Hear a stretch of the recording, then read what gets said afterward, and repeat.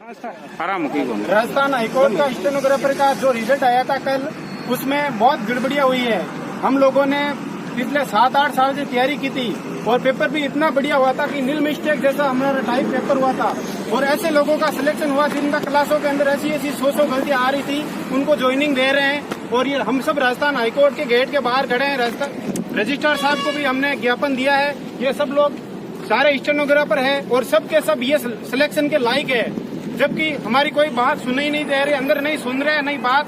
और जो हमने पेपर भी दिया था उसके अंदर भी हिंदी की जो इनकी खुद की मिस्टेक थी वो काउंट नहीं करके हमारी जो शुद्ध हिंदी थी उनको ये गलतियां मान रहे हैं। हमारा सभी से पूरे देशवासियों से यही निवेदन है कि अब राजस्थान हाईकोर्ट के अंदर न्याय नहीं अन्याय हो रहा है। हम लोग इतनी तैयारी कर रहे थे कि रात दिन एक कर रहे थे। हमारे माँ बाप पता नहीं कहाँ थे, हम कहाँ थे, घर वालों के हमारे शादी हो रखी थी, लोग अलग जगह पे हैं, हम अलग जगह हैं। हम लोगों ने इतनी मेहनत की है और हमारी अगर वापस कॉपियां चेक हो तो हम सब पास होंगे, ये हमारी गारंटी है। स्टाम्प पर लिख कर दे सकते हैं, नहीं तो हमारे साथ बहुत बड़ी नाइंसाफी होगी। ये बहुत बड़ी नाइंसाफी कर रहा है एग्जामिनेशन सेल। हालांकि एग्जामिनेशन सेल और इसके गड़बड़ी अंदर जो तकनीकी गड़बड़ी हुई सॉफ्टवेयर भी मिस्टेक हो सकता है। सबसे राजस्थान हाईकोर्ट के समस्त जो भी न्यायाधीश है, जो भी कमेटी है, उनसे निवेदन है कि हमारा रिजल्ट वापस रीचेक किया जाए, कॉपियां रीचेक की जाए हमारी। और जो मेरे एक ही बात नहीं है, सबसे पहले एक से पूछ लो आप। हाँ भाई बोलो आप लोग।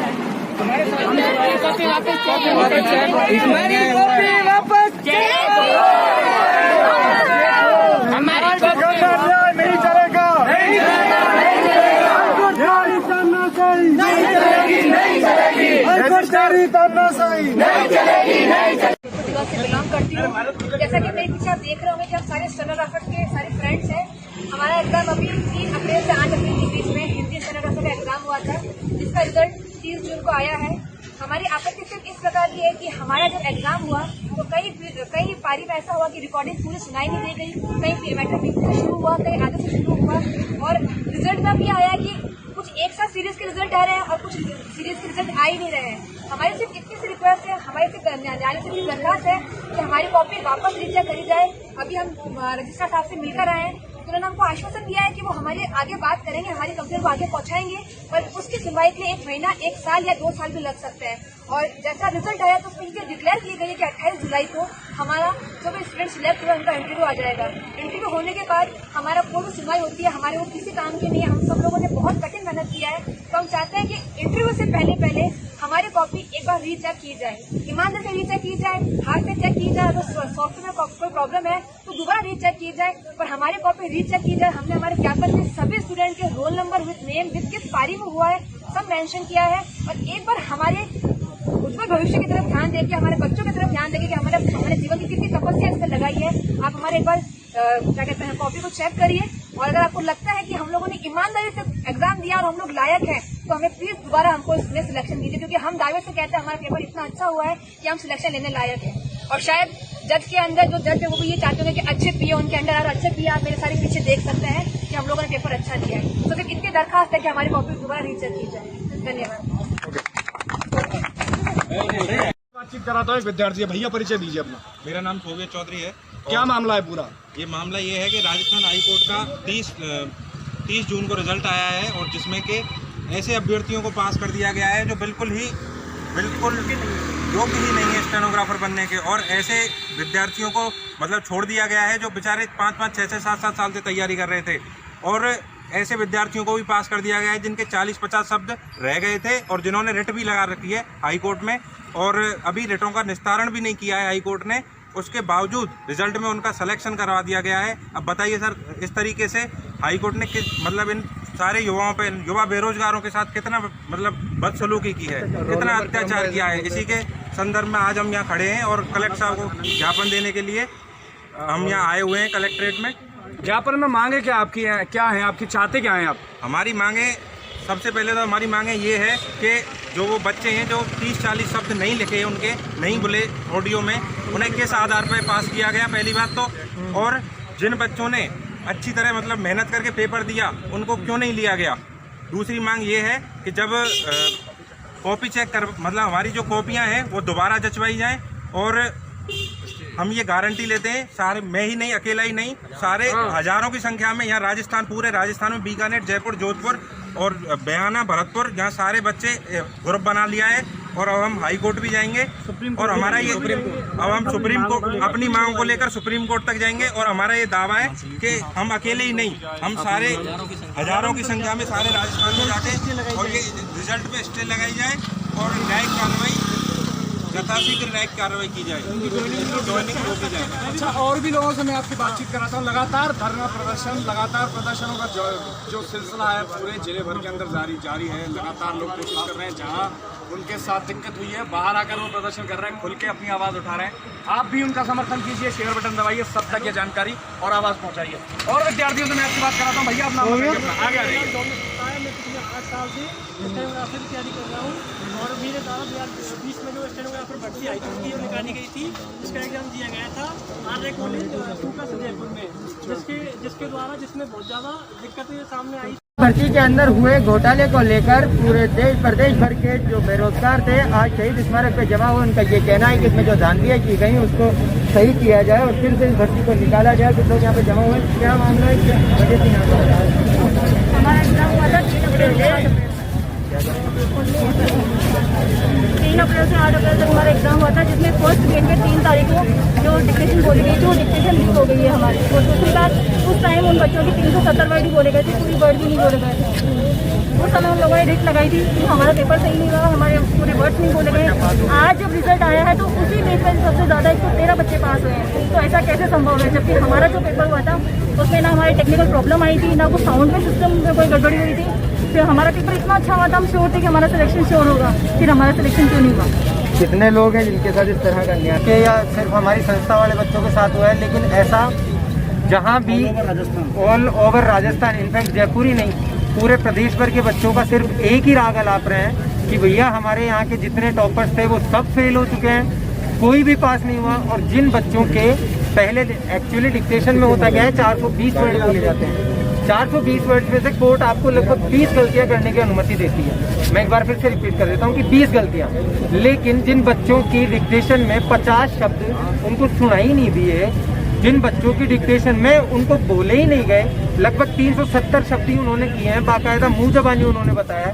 तो उन बच्चों के सिर्फ मतलब 35,000 लगभग बच्चों में से 1,000 बच्चों के से 40% सिलेक्शन, जितने 360 सिलेक्शन हुए हैं उसके 113 सिलेक्शन, सिर्फ 1,000 बच्चों में से ही वो सिलेक्शन आ गए जिन्होंने रिट लगाई। सिलेक्शन गलत हुआ है, बिल्कुल एक ही सीरीज से। और हमारा ये है कि जो डिक्टेशन लीक हुई है उसी पारी के सबसे बच्चे ज़्यादा पास कैसे हुए। लगभग 15 से 16 प्रथम पारी में 15 से 16,000 की एक ऐसी सीरीज है जिसमें हर तीसरा बच्चा, हर चौथा बच्चा पास हो रहा है, जबकि उसके बाद के जो रोल नंबर है उसमें 500 बच्चों में एक बच्चा सिलेक्शन हो रहा है। और ये पूरा सॉफ्टवेयर प्रॉब्लम है, सॉफ्टवेयर को पूरी तरह से अपडेट नहीं किया गया है। कई बच्चों की कॉपियाँ उड़ गई है, कई बच्चों तो बिल्कुल अपडेट ही नहीं हुई है कॉपियाँ। तो हमारा ये मामला है। और डिक्टेशन बाहर कैसे आ गई? कोर्ट तो इतना सेफ होता है, यदि कोर्ट ही न्याय नहीं देगा तो हमारा कितने लोग आए आज ये कि डिक्टेशन को लीक कर दिया गया, जिसके नतीजे से जो पात्र थे उनको नियुक्ति नहीं मिल पाई, जो अपात्र थे उनको नियुक्ति मिल गई। ऐसे के अंदर देखना ये कि पूरे मामले को लेकर जो बेरोजगार स्टेनोग्राफर हैं उनको कब तक न्याय मिल पाता है। कैमरा पर्सन पवन के साथ इंडिया न्यूज़ जयपुर।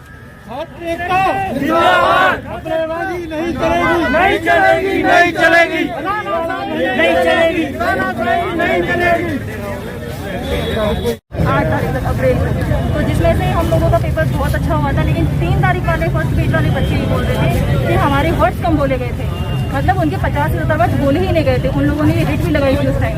और आज जब रिजल्ट आया है तो सबसे ज़्यादा बच्चे 113 बच्चे उसी पेज में से पास हुए। ये कैसे संभव हो सकता है? जब पूरी वर्ड्स ही नहीं बोले गए तो बच्चे पास कैसे? और हमारे पूरे वर्ड्स बोले गए थे, हमारी कोई टेक्निकल प्रॉब्लम नहीं हुई, उन लोगों की साउंड प्रॉब्लम हुई थी। हम लोग पेपर दे के आए तो हमारा सब कुछ बहुत अच्छे से था, हम श्योर थे। तो फिर हमारा सिलेक्शन क्यों नहीं हुआ, उनका सिलेक्शन कैसे होगा? यहाँ आप किसी संस्था के तौर पे हैं या किसी का प्रतिनिधि कर रहे हैं या कोई आपकी समिति बनी? हम सिर्फ अपना प्रतिनिधि कर रहे हैं, हम कुछ जॉब लगना चाहते हैं, हमने मेहनत की है। पूरे प्रदेश से बच्चे आपको 10 क्वेश्चन है, उनमें से आप 5 करेंगे तभी आप सफल हो सकते हैं। लेकिन 3 क्वेश्चन करने वाले बच्चे तो सफल हो चुके हैं, उनको तो इंटरव्यू की कॉल आ गई, और जिन बच्चों ने 8 लगभग 9 क्वेश्चन किए थे वो बच्चे पास ही नहीं हुए। तो ऐसा कैसे पॉसिबल है, जो कि हाईकोर्ट की डिक्टेशन में 3 तारीख से 8 तारीख के बीच में हुआ है। तो हम सबको सीजे साहब से, कलेक्टर साहब से, या जो भी हमें जवाब दे, हम इतना नहीं जानते हैं, लेकिन फिर भी हमको ये जवाब दे कि पहले तो परीक्षा में अनियमितता क्यों हुई, और फिर रिजल्ट में इतनी बड़ी धांधली कैसे हुई कि एक ही सीरीज के लगभग 40% बच्चे सेलेक्ट ही हो जाए बिल्कुल वाइज से। तो ये हमको जवाब चाहिए। एक बात और ऐड करना चाहती हूँ मैं कि 3 तारीख को जो डिक्टेशन बोली गई थी वो बाहर लीक हो गई। वो बाहर लीक कैसे हुई, जब आप बच्चों को ब्लूटूथ वगैरह फोन कुछ भी अंदर ले जाने की अनुमति नहीं दे रहे हैं, तो बाहर डिक्टेशन लीक कैसे हुई। और सेम 3 दिन के 3 तारीख को ही वो डिक्टेशन सबके सामने आ गई थी, और बाकायदा उसका वीडियो सबके पास है, वही अनाउंसमेंट है, वही एग्जाम की अनाउंसमेंट है, और वही एग्जाम की डिक्टेशन है। और बच्चे एक्सेप्ट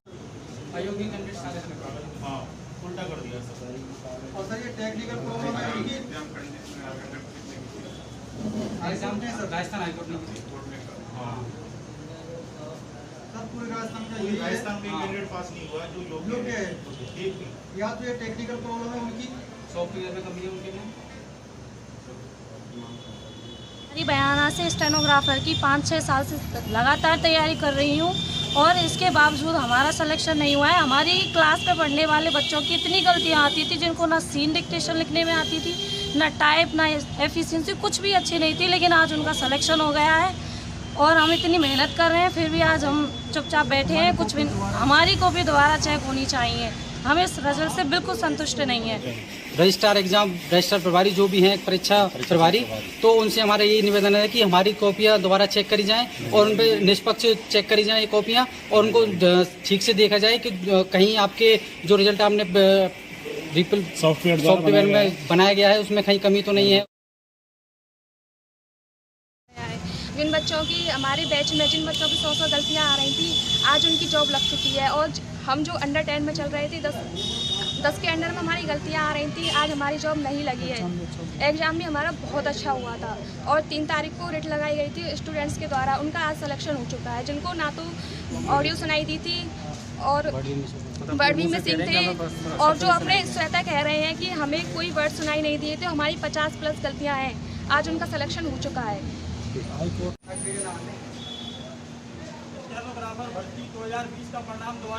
3 तारीख की फर्स्ट शिफ्ट में 113 विद्यार्थियों का चयन हुआ है, जबकि उस शिफ्ट में आवाज़ भी 50 वर्ड ऐसे थे जो बिल्कुल बोले ही नहीं गए थे डिक्टेशन में, तो उनका सिलेक्शन कैसे हो गया। और 50 गलती तो हो और भी एक्स्ट्रा गलती उनकी, लेकिन हमारे 18-20 गलतियों के बावजूद भी हमारा कोई उन पर सुनवाई नहीं हो रही है इस चीज़ पे, और हमारा कोई रिजल्ट, ना कोई technical problem, technical issue, software में क्या दिक्कत है, इस पर कोई सुनवाई, मतलब कोई जांच भी कमेटी बैठे तो इसका पता चले। और हम चाहते हैं कि जल्द से जल्द इस पर सुनवाई करी जाए, हमारी जांच, और दोबारा रीचेक करें। और हम यह गारंटी से कह सकते हैं कि अगर दोबारा कॉपी चेक हमारे सामने की जाए, अगर हम फेल होते हैं तो हम पूरी ज़िंदगी पेपर नहीं देंगे कोर्ट का कभी एग्ज़ाम नहीं देंगे। और हम पहले से हमारी यही अपील है कि जो व्यक्ति योग्य हैं उनको उसकी पात्रता दी जाए, उनको उनका हक दिया जाए, और जो अयोग्य हैं उनके प्रति जांच की जाए, उनके खिलाफ जो है कार्रवाई की जाए।